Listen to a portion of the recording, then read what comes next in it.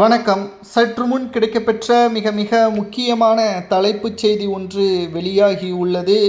ஸ்டாலின் அவர்கள் வேட்பாளர்கள் பிரச்சாரத்திற்கு செல்லும் பொழுது தொகுதியில் உள்ள மக்கள் விரட்டியடிப்பதாகவும் அடித்து விரட்டுவதாகவும் பல்வேறு விமர்சனங்கள் சமூக வலைதளங்களில் பதிவுகளை நம்மால் பார்க்க முடிகிறது.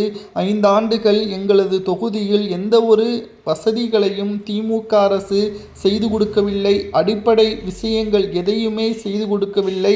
கடலில் கலைஞரின் பேனாவை வைப்பதற்கு பல கோடிகள் திட்டம் போட்ட ஸ்டாலின் அவர்கள் அன்றாட உணவிற்காக நாங்கள் கஷ்டப்படுவது ஸ்டாலினுக்கு தெரியவில்லையா?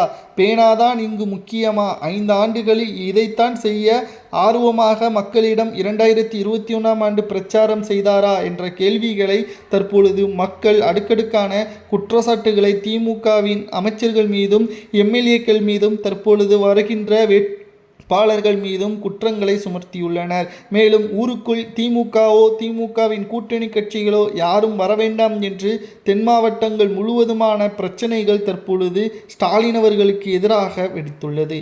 போலீஸ் பாதுகாப்புடன் சில தொகுதிகளில் பிரச்சாரங்களை திமுகவின் வேட்பாளர்கள் செய்தாலும் அங்கு சொல்லும் அளவிற்கான வரவேற்புகள் இல்லை.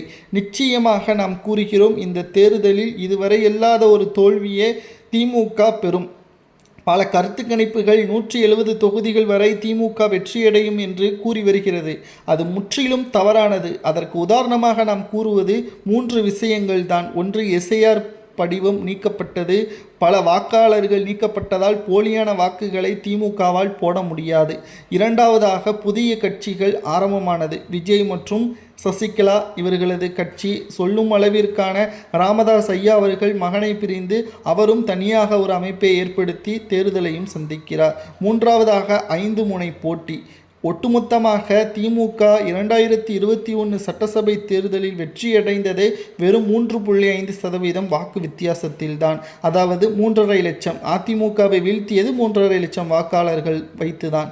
ஆனால் இந்த முறை ஒட்டுமொத்தமாக விஜய் அவர்களது ஆதரவு 15% இருப்பதால் நிச்சயம் கூட்டணி ஆட்சிதான் இந்த முறை அமலுக்கு வரும். கூட்டணிகளது கட்சியின் ஆதரவு இல்லாமல் ஆட்சி அமைக்க முடியாத ஒரு நிலைமை உருவாகும். இதுதான் இன்றைக்குள்ள கள நிலவரத்தின் அடிப்படையான தகவல். நிச்சயம் விஜய் அவர்கள் தேர்தல் முடிந்த பிறகு அதிமுகவிற்கு ஆறுதல் ஒட்டுமொத்தமான ஆதரவுகளை கொடுப்பார். இதன் மூலம் துணை முதலமைச்சர் பதவியோ அமைச்சர் பதவியோ விஜய் அவர்களுக்கு கிடைக்கும். இதனால் நிச்சயம் ஸ்டாலின் அவர்கள் அடுத்த 50 ஆண்டுகள் ஆட்சி அமைக்க முடியாத நிலைமை உருவாகும் என்ற தகவலும் கிடைக்கப்பெற்றுள்ளது.